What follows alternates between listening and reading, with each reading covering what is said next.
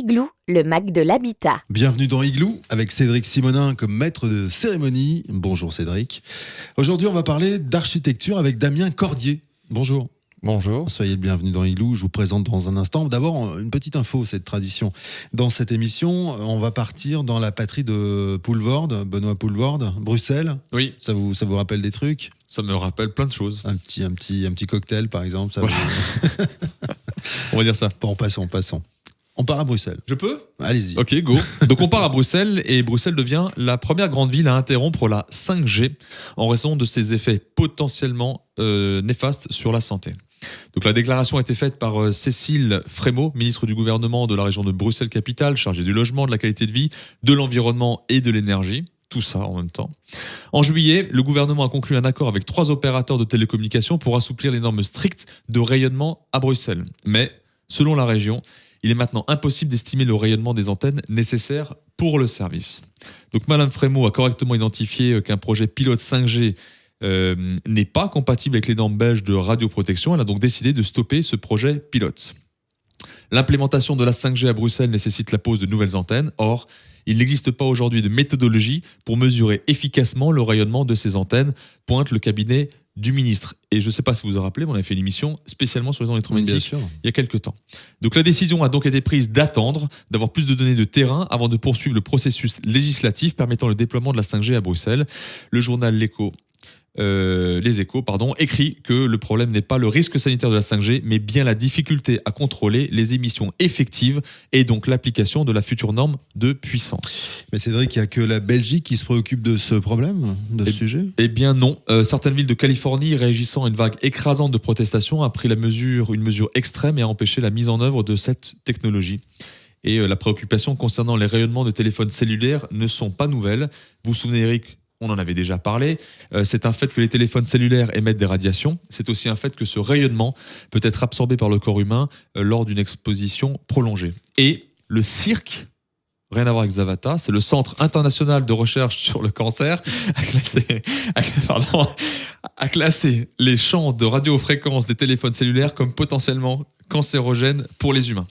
Donc le CIRC interprète la classification comme signifiant qu'il y a peu de preuves de la cancérogénécité des radiofréquences, je ne dis pas comme c'est difficile de le dire, chez les humains, et des preuves moins suffisantes de la cancérogénécité chez les animaux de laboratoire.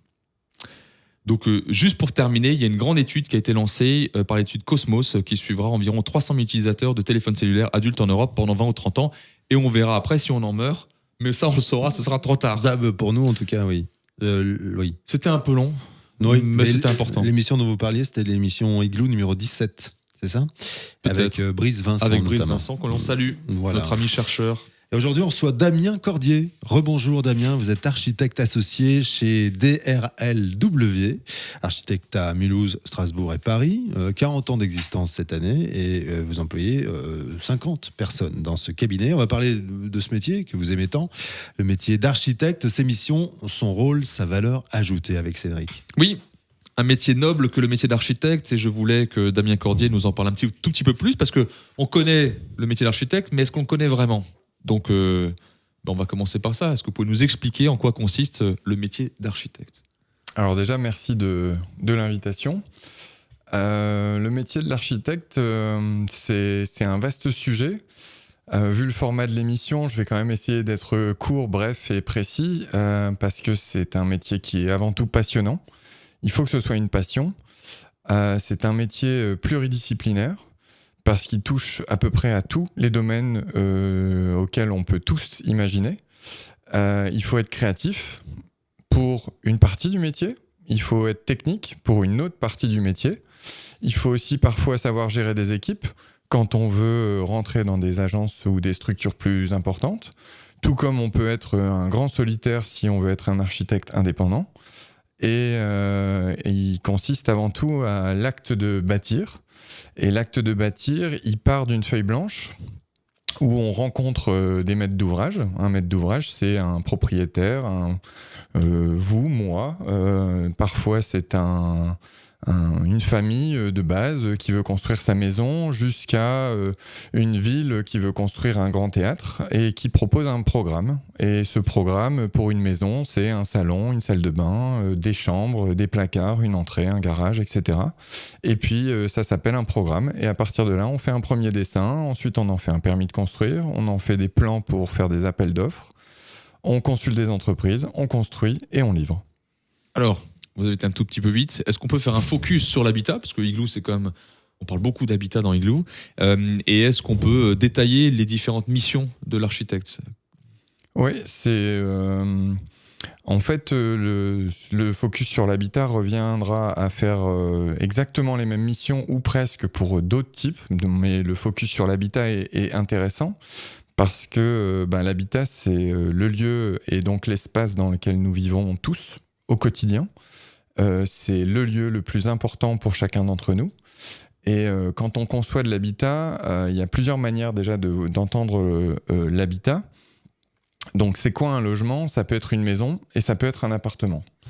La maison, c'est une relation privilégiée avec un couple, une personne ou une famille, et on va construire une maison sur un terrain. On va concevoir ce que je disais avant à partir d'une feuille blanche et un besoin très précis. La deuxième manière de faire de l'habitat dans la partie conception, donc dans le départ, c'est des appartements. Donc c'est travailler avec des promoteurs ou des bailleurs sociaux, parce qu'on fait aussi du logement social. Et on travaille de la même manière avec un programme. Donc ce programme, il est défini par un terrain. Et par ce terrain, on fait ce qui s'appelle une faisabilité, une capacité, où on réfléchit à savoir combien d'étages on peut construire, par exemple, sur un terrain, et donc combien d'appartements on peut faire. Et avec le promoteur, on va définir des typologies d'appartements qui sont étudiés en fonction de l'endroit où on se trouve et du besoin de l'endroit. Il y a des endroits où on a besoin de grands logements pour des familles, d'autres endroits des petits logements pour des étudiants, par exemple. Et là, on fait exactement le même processus. On dessine des plans, des coupes, des façades. On va rencontrer des élus. Les élus sont toujours importants. C'est le troisième grand partenaire entre l'architecte qui rassemble ce qu'on appelle la maîtrise d'œuvre avec des ingénieurs. Le deuxième partenaire, c'est évidemment le maître d'ouvrage qui est le donneur d'ordre, donc la famille ou le promoteur. Et le troisième grand partenaire, c'est la ville et les élus, sans qui on ne pourrait pas avancer parce que c'est eux qui définissent les règles qui s'appellent des règles d'urbanisme, qui définissent des hauteurs de construction, des gabarits, et qui disent oui ou non, après aussi sur des permis en fonction de toutes ces règles si elles sont respectées. Et pour le logement, il y a une deuxième grande partie qui va être le chantier. Alors, on peut juste s'arrêter sur cette partie. Bien sûr. La partie conception, donc on part d'une feuille blanche et ça s'arrête à l'obtention du permis de construire. Tout à fait. Ça comme ça, hein, sur la première grande étape. La première grande étape, en effet, sauf que je dirais qu'on peut la ponctuer en logement, en accession, donc la partie avec la promotion immobilière, avec des plans de vente également, parce que tout projet qui vient à naître et à être construit derrière doit être tenu par il y a des coûts, et ces coûts, forcément, pour lancer un chantier, il faut que le projet soit vendu en partie pour pouvoir être lancé en chantier. Donc, avec la partie promotion, il y a aussi ce qui s'appelle des plans de vente qui permettent de vendre en VFA, vente en état futur d'achèvement, donc sur plan. Qui fait l'objet d'une émission qu'on a tournée il n'y a pas longtemps avec Bruno Benny, le président de la FPI. Donc, la deuxième grande mission de l'architecte, une fois qu'on a obtenu son permis, maintenant, il y a lieu de construire l'objet du permis. Comment ça se passe ? Alors, ça se passe pareil. Quelle que soit l'échelle d'un projet, et notamment en logement, chaque projet est important. C'est le plus important dans la vie des gens qui vont y habiter. Et ça, il faut toujours l'avoir en tête. C'est ce que je dis à tous mes collaborateurs. Construisez comme si vous alliez habiter chacun des appartements que vous dessinez. Certes, il y en a qui vont me dire bah oui, mais j'ai 3 enfants, je dessine un petit appartement. Je dis oui, faut un peu d'imagination et se projeter, évidemment. Mais la deuxième grande partie, c'est le dossier de consultation des entreprises. Donc on va faire des plans très techniques. Évidemment, l'architecte ne sait pas tout, malheureusement.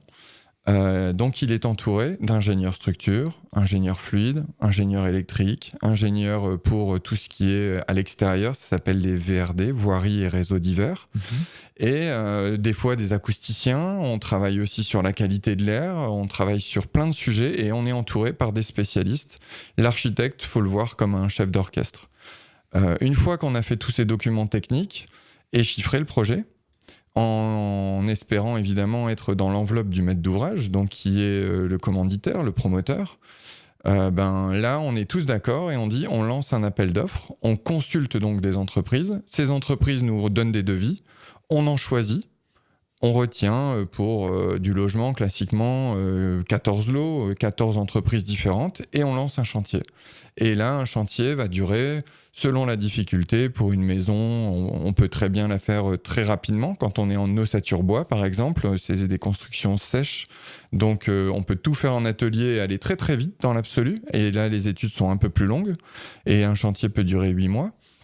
Ou une maison, classiquement, c'est plutôt 12 mois à 14 mois. Et en logement collectif, on est plutôt sur 16 mois. Et vous suivez, très gros chantiers. Vous suivez le chantier? Bien sûr. Toujours? Pas toujours, non. L'architecte suit toujours d'une certaine manière, vous avez raison en fait, parce qu'il doit être garant de la qualité architecturale. Donc qui que ce soit, même si l'architecte n'a pas la mission du chantier, ce qui peut être le cas, l'architecte doit être garant, on doit toujours le consulter s'il y a des changements sur l'architecture. Mais un maître d'ouvrage peut demander à un architecte que le permis de construire, c'est son droit, et l'architecte peut accepter ou refuser. Mais je conseillerais à tout le monde de faire des missions dites complètes pour avoir soit un architecte qui va suivre le chantier, parce que je trouve qu'il n'y a pas meilleur suivi que la personne qui a dessiné son bâtiment. On arrive quasiment au bout de cette émission. Cédric, encore une question? Ouais, j'avais encore deux questions. Alors, peut-être comme ça, Damien Claudie peut y répondre très rapidement, si on a déjà mangé beaucoup de temps. Ouais, pardon. Quels sont les avantages de passer par un architecte? Alors l'avantage de passer par un architecte, pour être très bref, c'est d'avoir du sur-mesure. Vous avez de toute manière une nécessité de passer par un architecte au-delà de 150 mètres carrés de surface plancher. Et au-delà de cette obligation, j'ai envie de dire, passez tout le temps par un architecte, passez par un architecte avec qui vous vous entendez bien, rencontrez-le, discutez. À partir du moment où le feeling passe, normalement il a les compétences derrière aussi, et vous aurez un projet sur mesure par rapport à vos besoins, que le projet soit une cabane au fond d'un jardin, une piscine, une extension d'une maison, une maison, etc. Alors les gens qui nous écoutent, ils nous disent pourquoi pas, vous nous avez convaincus, mais combien ça coûte? Un architecte, c'est rémunéré en fonction du pourcentage. Il y a un pourcentage qui est défini en fonction du montant des travaux. Il ne faut pas le voir comme une charge supplémentaire, mais comme une plus-value. Quand on vous fait un objet sur mesure, vous êtes normalement en mesure de le voir bien vieillir. C'est comme un bon vin. Il va prendre de la valeur, il va prendre du prix. Dans 5 ans, 10 ans, 20 ans, vous le revendrez bien plus cher et vous aurez bien oublié le coût de l'architecte. Donc, l'avantage, évidemment, c'est cette notion de sur-mesure, et le prix, il varie en fonction de l'ouvrage. Une maison, ça peut aller entre 10 et 14% du prix d'une maison. En logement collectif, on va être un peu en dessous. Et ce que je vous conseille de faire, et ce que j'aimerais qu'on fasse en France d'ailleurs, c'est de consulter ce qui s'appelle la grille MIC, qui est une grille qui est faite par le gouvernement. Il y a un montant de travaux, il y a une complexité qui est définie en fonction d'un terrain, d'un projet.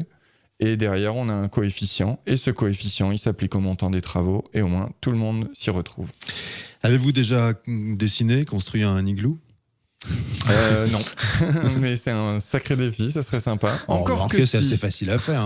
C'est toujours la même chose. Encore que si. Parce que j'ai eu la chance de rencontrer des gens de l'armée qui étaient des spécialistes commando et avec qui j'ai fait un igloo, mais je ne l'ai pas dessiné. Et on a fait un vrai igloo dans la neige. Très bien. C'est génial en fait. C'est Bah oui, on le sait que c'est génial. Nous, on est dans un igloo en permanence toute l'année.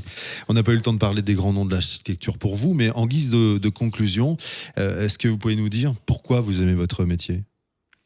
C'est un métier, je disais au départ d'ailleurs, passionnant. On touche à tout.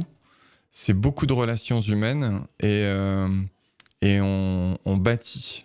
Et le fait de bâtir, c'est pas seulement concevoir des espaces, mais c'est surtout concevoir du vide dans lequel tous les gens ils vont ensuite se déplacer et vivre.